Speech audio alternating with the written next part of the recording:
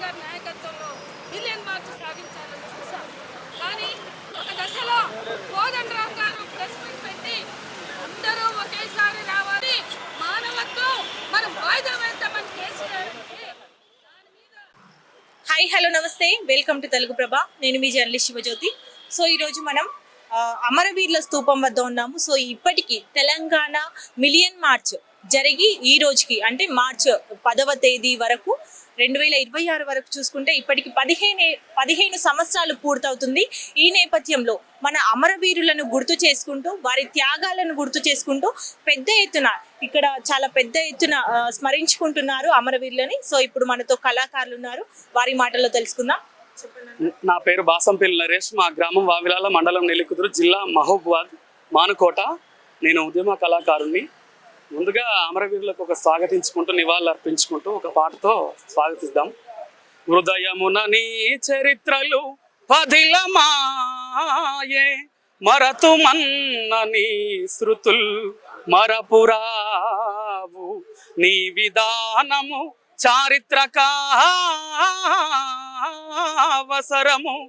విప్లవ పతాక అవి కళా వెలుగు జ్యోతి, అంజలి ఘటించి పాడెదా నో అమరులారా, అంజలి ఘటించి పాడెదా అమరులా.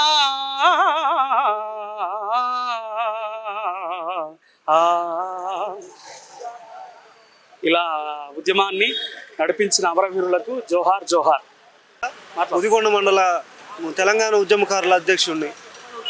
ఇక్కడ ముదిగొండ మండలం నుంచి తెలంగాణ ఉద్యమం ఆ రోజు జరుగుతుంటే స్టూడెంట్గా ఉన్న నేను తెలంగాణ ఉద్యమ నాయకులు పిలుపు మేరకు, బొమ్మర రామూర్తి గారి పిలుపు మేరకు ఉద్యమంలో పనిచేశాను.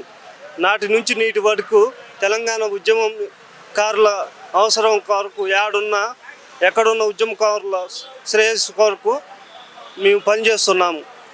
మీరు కూడా అప్పుడు మిలియన్ మార్చ్లో పార్టిసిపేట్ చేశారు. మిలియన్ మార్చ్ సకల సమ్మె పాల్గొన్నాము. అంతేకాకుండా ఖమ్మం జిల్లా తెలంగాణ ఉద్యమకారుల ఐక్యతను ప్రకటించి కోర్టు దగ్గర నల్ల జెండాని ఎత్తినాము. తెలంగాణ ఉద్యమం ఎంతో మంది అమరవీరుల త్యాగం. సో ఇప్పుడు తెలంగాణ అమరవీరులను స్మరించుకుంటూ ఇప్పుడు మిలియన్ మార్చ్ ఇప్పటికి 15 సంవత్సరాలు పూర్తవుతుంది. మీకు ఎలా అనిపిస్తుందండి? మీరు కూడా ఉద్యమంలో పార్టిసిపేట్ చేశారా? మేము మిలియన్ మార్చ్ డేని ఈరోజు గుర్తు చేసుకుంటున్నామంటే ఆనాటి సమైక్య పాలకులు పెట్టిన కుట్ర కేసులు, అనేక నిర్బంధాలు, వాటన్నిటిని అధిగమించి ప్రాణాలనే త్యాగం చేసిన మా తమ్ముళ్ళు, మా చెల్లెళ్ళు ఉన్నారు. మేము అనేక మందిమి, నేను ఉదాహరణగా చెప్తా ఉన్నా, తెలంగాణ రాష్ట్ర సాధన కోసం 29 రోజులు ఆనాటి సమైక్య పాలకులు పెట్టిన కుట్ర కేసులో నల్లగొండ జిల్లా జైలులో ప్రస్తుతం ఉన్న నకిరేకల్ ఎమ్మెల్యే వీరేశమన్న గారు, అదే విధంగా ఉద్యమ నేత అన్న డాక్టర్ చెరుకు సుధాకర్ అన్న గారితో ఒకే బ్యారక్లో నల్గొండ జిల్లా జైల్లో 29 రోజులు మమ్మల్ని నిర్బంధించడం జరిగింది. అయినా ఆ రోజు నేను కొంత బాధపడుతున్న సమయంలో వేముల వీరేశమన్న గారు, క్రిస్టఫర్ అన్న మనకు అరుదైన గౌరవం దక్కింది, చరిత్రలో నిలిచిపోతామని ధైర్యం చెప్పడంతో కొంత ఇదైనాము. అవసరమైతే జైలు నుంచి బయటకు వచ్చిన తర్వాత తెలంగాణ రాష్ట్రం కోసం మరోసారి జైలుకు వెళ్ళడం సిద్ధమే అని ప్రకటించాను. తెలంగాణ రాష్ట్రం నా మీద ఒక 100 బైండ్ ఓవర్ కేసులు పెట్టిరు ఆనాటి సమైక్య పాలకులు, సమైక్య పోలీసులు 100 బైండ్ ఓవర్ కేసులు ఉన్నాయి నా మీద. నేను 29 రోజులు జైలు నిర్బంధం గడిపిన వ్యక్తిని. మేమేమంటున్నామంటే, వాస్తవంగా కేసీఆర్ ఉద్యమ నాయకుడు, అందులో ఎలాంటి సందేహం లేదు. కానీ కేసీఆర్ అధికారంలో వచ్చిన తర్వాత ఉద్యమకారులను పూర్తిగా మర్చిపోయింది కాబట్టి ఆ ప్రభుత్వాన్ని ఇంటికి సాగనంపిన ఉద్యమకారులమే. మళ్ళీ కాంగ్రెస్ ప్రభుత్వాన్ని అధికారంలోకి తీసుకురావడానికి క్రియాశీలక పాత్ర వహించడం కూడా ఉద్యమకారులమే. దయచేసి ముఖ్యమంత్రి రేవంత్ రెడ్డి గారు, కాంగ్రెస్ ప్రభుత్వం ఉద్యమకారులకు ఇస్తానన్న హామీలు, మీరు పెట్టిన మేనిఫెస్టోలో పెట్టిన హామీలు 250 గదాల ఇంటి స్థలంతో పాటు 4 గదులు ఇల్లు నిర్మించి 25,000 రూపాయల పెన్షన్ ఇచ్చి ఉద్యమకారులను ఆదుకోవాలని మీ దగ్గర అంతా చరిత్ర ఉన్నది, రికార్డ్స్ ఉన్నాయి. మీరు ప్రజాపాలన పెట్టిన రికార్డ్స్ ఉన్నాయి. వాటన్నింటి పరిశీలన చేసి చట్టబద్ధత కలిగిన కమిటీని, జ్యుడిషియల్ కమిటీ, సబ్ కమిటీతో పాటు జ్యుడిషియల్ కమిటీని వేసి ఉద్యమకారులను గుర్తించాలని ఈ సందర్భంగా విజ్ఞప్తి చేస్తూ జై తెలంగాణ. సో మీరు ఏదైతే తెలంగాణ కోసం పోరాడి ఇంతమంది త్యాగాలు వారి ప్రాణాలన్నీ త్యాగం చేశారో వారి ప్రాణాలకు ఫలితం దక్కిందంటారా? ఇప్పుడు తెలంగాణ ఏర్పడ్డ తర్వాత మనకు అందాల్సిన ఫలితాలు మనకు అందుతున్నాయా?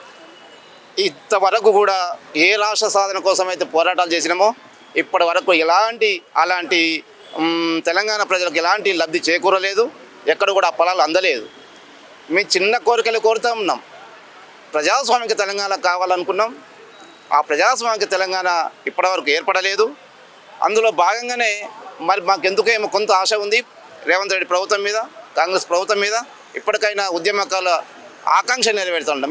మేమేమంటున్నామంటే ఆత్మగౌరవం సంక్షేమం కోసం మాకు ముఖ్యమని అంటున్నాం.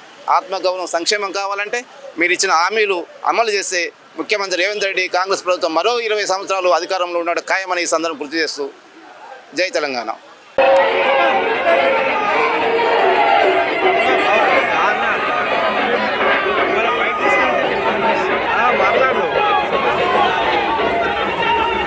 మీడియా యాజమాన్యానికి ముందుగా నా యొక్క నమస్కారాలు తెలియజేస్తూ, నేను ఖమ్మం జిల్లా ఉద్యమకారుల ఉమ్మడి జిల్లా సంఘం అధ్యక్షుడిని. నా పేరు పసుపులేటి నాసరయ్య, ముదిగొండ మండలం సువర్ణాపురం.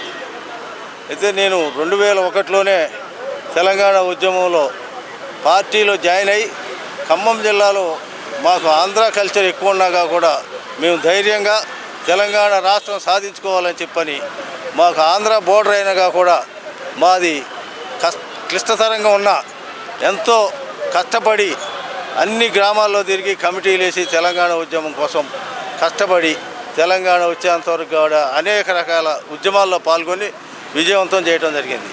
ఈరోజు తెలంగాణ ఉద్యమకారుల సంఘం కాంగ్రెస్ పార్టీ ఇచ్చిన మేనిఫెస్టోలో ఏం పెట్టారో అవి అమలయ్యేంతవరకు కూడా మా జిల్లా తరఫున మేమందరం కృషి చేస్తామని, ఖచ్చితంగా రేవంత్ రెడ్డి గారు ఎన్నికల ముందు ఏదైతే 6 గ్యారెంటీలో గ్యారెంటీ పెట్టారో ఆ గ్యారెంటీలో ఉద్యమకారులకు 250 గజాల స్థలం, 10 లక్షల రూపాయలు సంక్షేమ బోర్డు, జార్ఖండ్లో ఇచ్చినట్టు 25,000 రూపాయల పెన్షన్ ఇస్తానని ముందు మాయమాటలు చెప్పడం జరిగింది. వాటిని ఈ రోజు వరకు కూడా అమలు చేయలేదు. అవి అమలు చేసేంతవరకు కూడా మేము నిద్రపోకుండా వివిధ రూపాల్లో కార్యక్రమాలు చేస్తామని చెప్పని ఉద్యమ కార్యక్రమాలు చేస్తామని తెలియజేస్తూ, ఖమ్మం జిల్లా ముందుగా తెలంగాణ ఉద్యమం పుట్టింది కూడా ఖమ్మం జిల్లాలో నేను చెప్పని తెలియజేస్తున్నాను. ఇప్పుడు ఈ తెలంగాణ ఉద్యమకారులకి ప్రభుత్వానికి ఏమాత్రం ఆర్థిక భారం పడకుండా ప్రభుత్వం ఖజానా ఖాళీగా ఉంది కాబట్టి మేమేం అడగటంలే. రేవంత్ రెడ్డి గారు దయచేసి మీరు చెప్పిన ప్రకారం మేము అందరం కలిసి మీకు ఓట్లు వేస్తేనే మీరు గెలిచి ఇవాళ ముఖ్యమంత్రి స్థానంలో కూర్చున్నారు. దయచేసి మీరు డబ్బులు ఎక్కర్లేదు. మా ఖమ్మం జిల్లాలో కావాల్సినంత ప్రభుత్వ స్థలం ఉంది. దానిలోంచి 250 గజం స్థలం ఇచ్చి మమ్మల్ని ఉద్యమకారులుగా గుర్తించి మాకు ఈ ఒక్క సాయం చేస్తే మాత్రం మేము రుణపడి ఉంటాం. ఉద్యమకారులు